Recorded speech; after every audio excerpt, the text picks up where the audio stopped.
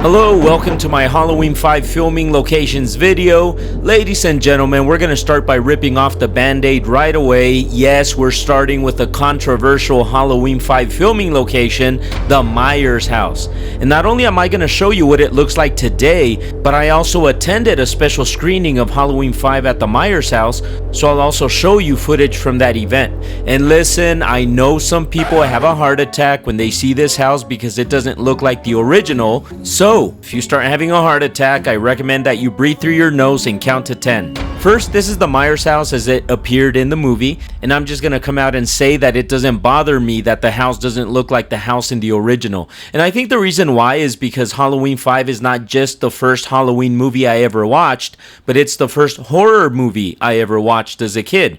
So when I saw the house, I didn't have anything to compare it to, and I just saw the house for what it is, a very old, creepy, and decrepit looking house. But I totally get it why some people have an issue with it. Now, here's what the house looks like today. It was built in 1886 and it's in Salt Lake City, Utah. It was actually built about 10 years before Utah even became a state. And it's in the Historic Homes Registry. It's an incredibly cool house with such great history, and the homeowners did a great job of restoring it, so major props to them. Now let's address the elephant in the room. Why did Halloween 5 go with this house instead of one that looked closer to the original? Well, lucky for us, in an interview with HalloweenMovies.com, Halloween 5 director Dominique Othenin-Girard was asked that question, and here's what he said. Michael Myers' house came in play towards the end of our film. It had to be designed for the various scenes I had planned, and it had to be a fascinating set for a 20-minute showdown. It had to have space and several specific locations, like an open living room floor with many windows for the night lighting. I desired no interior source of light. An interesting curved staircase with a window to create the apparition of Michael Myers' silhouette against it. Long corridors for the escaping running child. Several bedrooms with a laundry chute for Jamie's hideout leading to a kitchen. A spooky basement where the horrible blind stabbing through the laundry chute takes place. And a large ceremonial attic, all with the abandoned look. So for the need of drama, I went away from the original house. So there you go, straight from the horse's mouth. Now, the current homeowners were interviewed by the local Fox 13 news station where they talked about the house, the history the house has with Halloween 5, and the renovations. Check it out.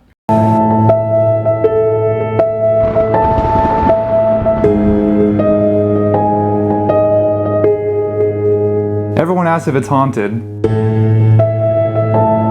Jordan and Brady Nash are the new owners of an old home in Salt Lake City with a peculiar history. It was written in the listing that Halloween 5 was filmed in the house. He does, murder someone outside of the window. The home's exterior is shown several times.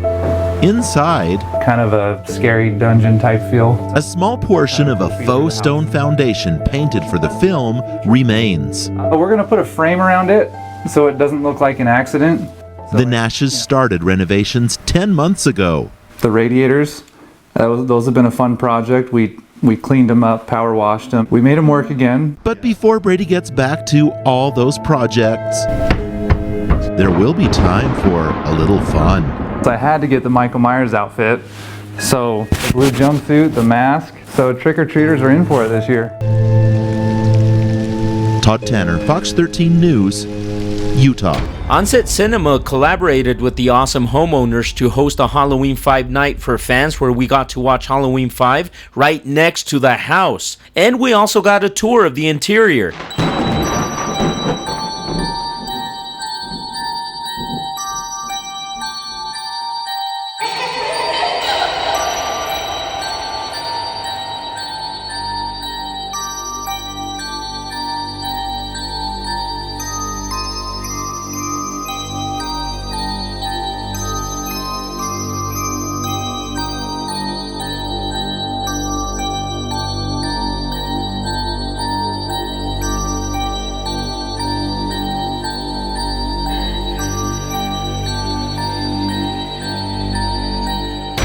In the movie, we first see the house when the one and only Dr. Loomis stops by for a visit.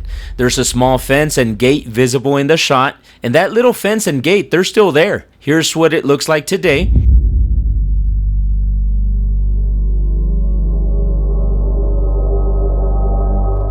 And here's Michael Myers himself inspecting the gate for any possible maintenance needs. As you can see, he's a great homeowner. In the movie, we see Dr. Loomis walking up the steps as he heads into the house. And here's what it looks like today from a similar angle. In the movie, Loomis walks through the house and we see the famous laundry chute that Jamie Lloyd uses to escape Michael. That was all movie magic though. There really wasn't a real life laundry chute right there, but for the movie, they added one to the wall for these shots. In Sean Clark's Halloween 5 locations video, Don Shanks, who plays Michael Myers in the movie, said this about the laundry chute. They did a mock-up where they cut into the wall and put the laundry chute in, but there wasn't anything in there. It was just, a blank wall. Sean then asked Don if the mock-up laundry chute was inside the actual Myers house, and Don confirmed yes, it was. The actual laundry chute scene was not filmed inside the Myers house, it was filmed in a warehouse though. On his website, Halloween 5's director of photography, Robert Draper, revealed more about the laundry chute scene.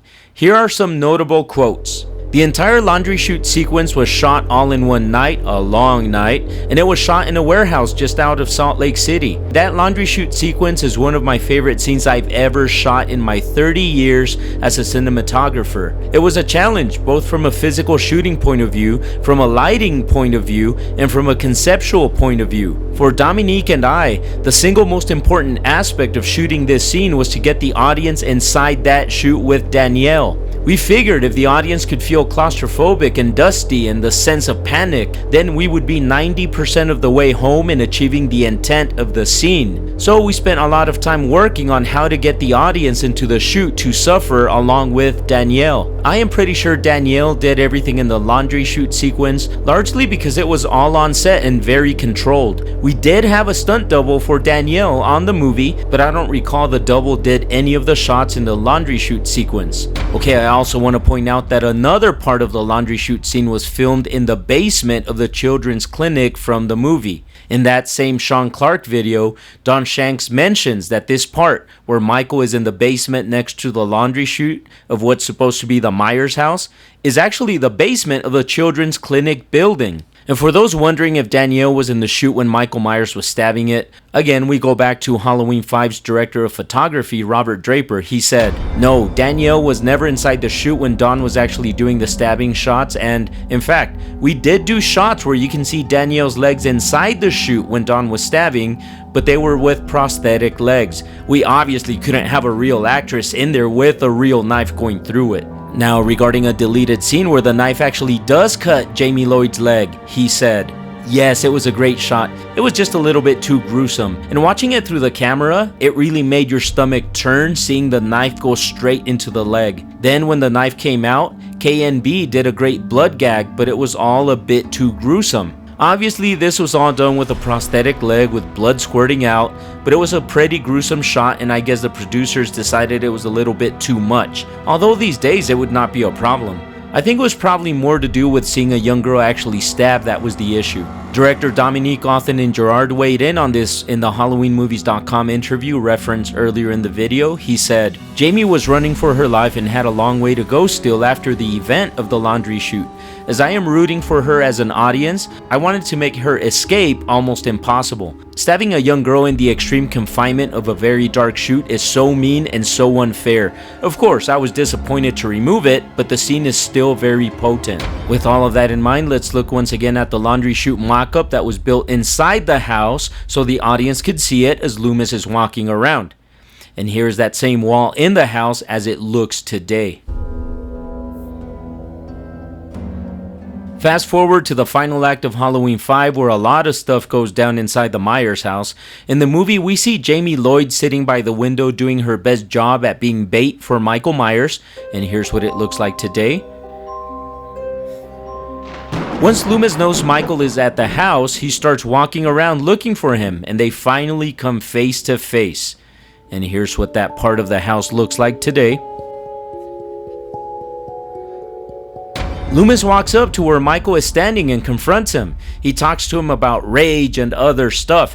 Now remember, Loomis is inside Michael's house. Michael is trying to be a good host, but Loomis just won't stop talking. So Michael sends Loomis a subtle hint that it's probably time for him to leave by slashing him on the chest, smashing his head through a glass window, and throwing him through the wood railing. Nothing out of the ordinary. Isn't that what everybody does when a guest overstays their welcome? And here's a behind the scenes picture from that scene. You can see the director Dominique, Don Shanks, who plays Michael, and Donald Pleasance, who plays Loomis, having a conversation. And here's what it looks like today. Here's another behind the scenes picture of Loomis in that part of the house. And here's what it looks like today. While Jamie Lloyd is upstairs with a police officer, Michael breaks through the door. And hey, it's his house. He can break the door if he feels like it. Also, you have to kind of feel bad for Michael. He thought he would have a peaceful night, but instead he's had to deal with a bunch of squatters all night long. Anyway, Michael breaks through the door and hangs the police officer outside the window like a decoration from Spirit Halloween. And here's that area once again, the way it looks today. And now that I think of it, Halloween 5 is a home invasion movie, like The Strangers. Michael's just trying to survive the night against the home invaders. And just like in The Strangers in Halloween 5 are also wearing costumes. One is dressed as a doctor, one as a police officer, and the other as a princess. Anyway, Michael comes around to the top of the staircase and we get this awesome shot that is very similar to the shot we got in the original Halloween. And here's what that part of the house looks like today. Michael walks down the stairs and takes a left turn. We see Loomis holding Jamie as bait for Myers. And here's a different angle from that same scene. And here's what it looks like today.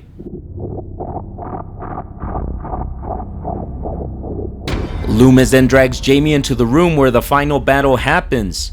And here's that room today. And the cool vintage radiator is still there. This is one of the radiators the homeowners talked about in their interview that I showed you earlier. And that's also the same radiator that Jamie sits on while Loomis and Michael square off. Of course, as you know, Loomis then breaks off that 2x4 and beats Michael like a piñata. So this poor innocent homeowner is getting ruthlessly attacked in his own home, and the worst part, after the three amigos broke in and attacked this poor Michael Myers guy in his own house, Michael is the one that went to jail. Go figure. Before moving on to the next location, here's a random bonus location. Literally just a few blocks from the Myers house on the same street is Ted Bundy's house. He lived in Utah during the mid-1970s, and this is one of the places where he stayed during that time frame. In general, this entire area, this entire neighborhood is awesome, and it has many notable locations, such as the Halloween 5 Myers house, many other locations from Halloween 4, Halloween 5, and Halloween Curse of Michael Myers, Ted Bundy's house. And also in this area, there's an old haunted house that was featured in the A Haunting documentary series, as well as the haunted McCune Mansion. Next up is Storm Mountain Picnic Area. Now in the movie they don't call it that. Actually, they don't call it anything. But this is the place where we see Michael Myers in the beginning of Halloween 5, where it picks up after the ending of Halloween 4. We see Michael getting shot 1,000,000 times. He falls into an old mine shaft, and they throw dynamite in the mine to blow him up. Little do they know that Michael Copperfield escaped through a hole in the bottom and slithered into the river. Then he floats away like he's at a lazy river at the Haddonfield Water Park. And now for the record, the actual mine shaft with the explosions and the hermit shack were also shot here. Those were built just for the movie though, so those structures are long gone and they're not here anymore. And here's what the location looks like today. The section of rock where Michael escapes into the river still looks the same. So let me go ahead and give you a tip on how to find this specific spot in case you ever want to check out this location. On your GPS, put Storm Mountain Picnic Area and it'll take you to the parking lot. Once you get here and walk into the park, immediately start looking through the trees towards your left, and you're going to see openings where you can see the river and the rock wall, and you'll quickly spot the location. In general, this is a really cool place to visit with walking paths and awesome views. So after you check out the location, I do recommend walking around, unless you're short on time, of course. And as a side note, the creepy old building where they do the cult rituals in Halloween, the Curse of Michael Myers, is just a few minutes from this location. And you'll see footage of that location in my upcoming Halloween, the Curse of Michael Myers filming locations video. And next up is the Children's Clinic. And this is a very prominent location in Halloween 5. Jamie Lloyd spends a lot of the first half of the movie at this location. Other notable characters we see at this location are the legendary Dr. Loomis, Rachel, Tina, Tina's boyfriend Mikey, Billy, and others. Unfortunately, this location was demolished just last year. In real life, it's the Olmsted Hydroelectric Plant, and the owners of the plant kept the plant, but they sold part of the land where the houses and buildings are, and the new owner of that land had the Children's Clinic building demolished. I actually recorded and uploaded a video that goes into this in more detail. Check it out in my channel. And I actually took one of the very last pictures, and possibly the very last picture of the Children's Clinic before it was demolished. And here's the picture. This was such an awesome location, and with it being at the mouth of the canyon, it gave it an extra creepy vibe. And it really does suck that they tore it down. So today, if you visit this location, this is what it looks like. We only see flattened dirt where the building once stood. You can still see the bridge that Tina's boyfriend Mikey drove across when he went to pick her up. And you can also still see the trees where Michael Myers stood as he was stalking everybody. So if you come to this spot, you can still feel the spirit of Halloween 5 because the bridge and the trees are still there. Also, if you come to this location, it's a little tricky to find because the actual location is on private property with no actual parking lot for the public. Thankfully, it's right by the public river trail parking lot, so park there and then you just have to walk a little until you get to a bridge. That is where you can get the best view from outside the property. Alright, next up is the Quick Food Mart. That's where one of the kindest and most caring characters in the Halloween franchise gets taken out by Michael Myers, and of course I'm referring to Tina's boyfriend Mikey. In the movie, we see the group of friends in front of the Quick Food Mart as they prepare for the big Halloween party at Tower Farm. We see Michael stalking them, and I love this scene because it's a throwback to Michael's stalking style from the original. Anyway, Mikey drives off and pulls into the back parking lot of the Quick Food Mart.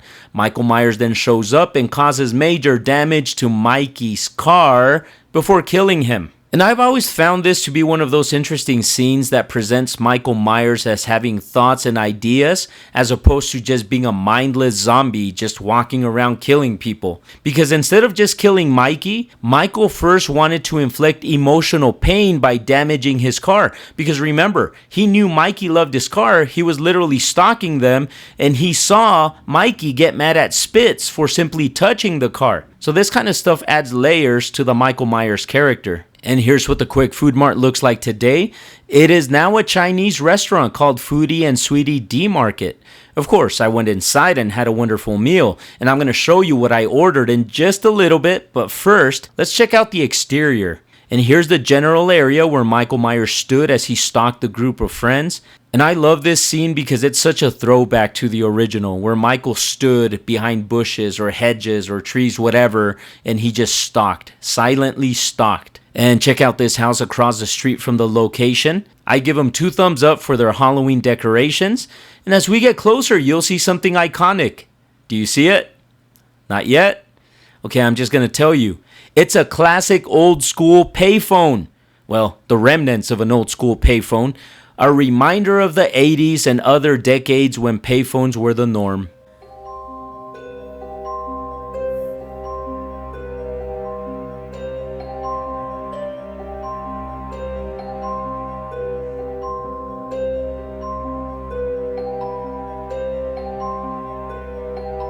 And here's the back of the building where the Michael Myers versus Mikey encounter happened.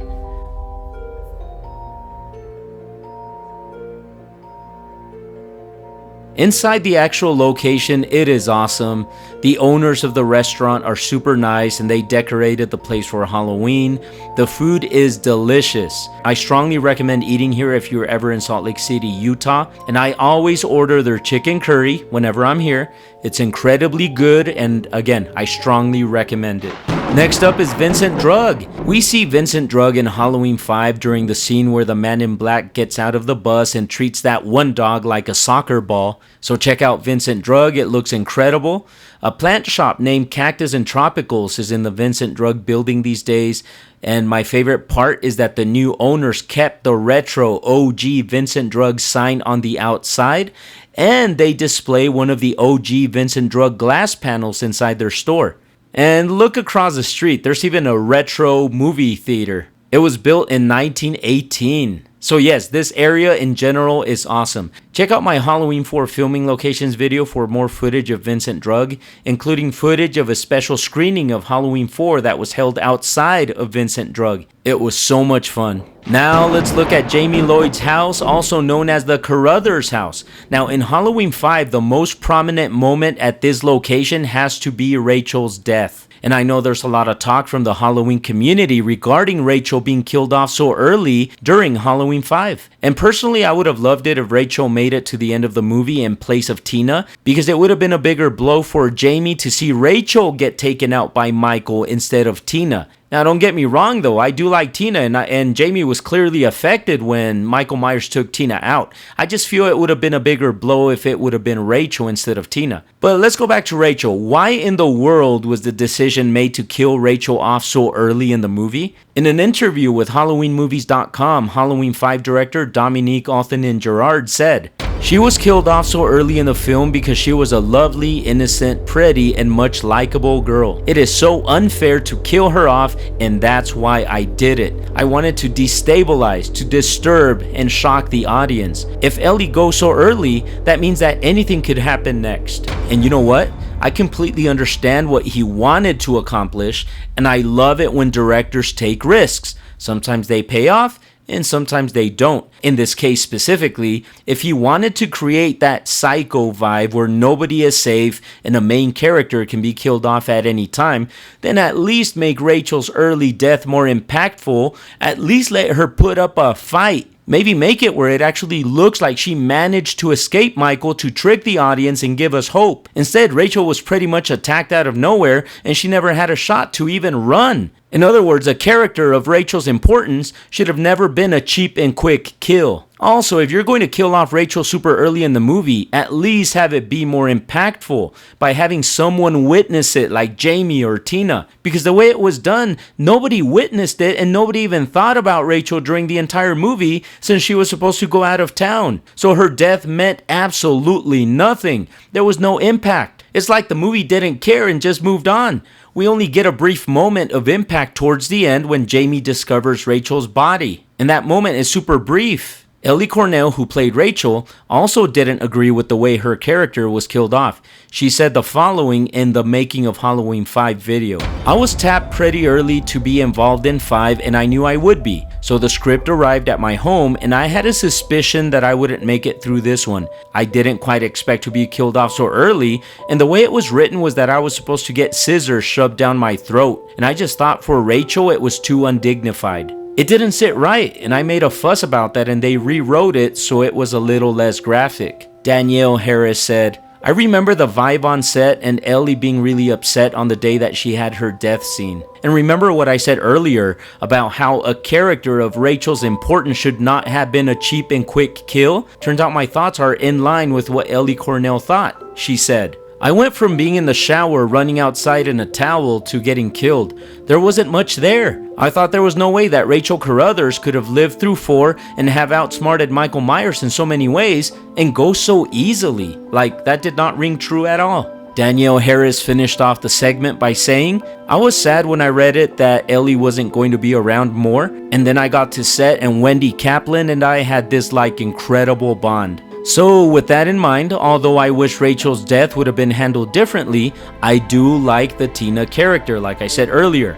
I actually used to not care for her character, but after my most recent rewatch of Halloween 5 this past Halloween, I saw things in her character that I had not seen before. So my new appreciation for Tina made me enjoy the movie more than ever before. Some people just label Tina as an annoying character, but I now see that her character is deeper than we think. Her character has several layers, and she's not this one-dimensional goofy girl that we see at face value. There is so much more to her. Now, it doesn't mean you have to like her, but for me, I have a newfound appreciation for Tina. The house itself is awesome. Again, the most notable moment in this house in Halloween 5 is Rachel's death scene, but some other notable scenes that happened here are Rachel running out after Loomis called her, telling her to get out of the house due to Jamie's warning. And of course, this is where Rachel and Tina hung out. Halloween 5 is such an interesting movie. Some people love it, some people hate it. I personally love this movie. It is a time capsule of the late 80s, and it's in my regular rotation. I watch Halloween 5 every October. Now, if you don't like it, I totally get it. I can see why you don't like it, so I'm not going to try to convince you to like it. But for me, it's one of my favorites. So thank you so much for watching. Next up is my filming locations video for Halloween Curse of Michael Myers. If you like this video, please like it, leave a comment, and subscribe.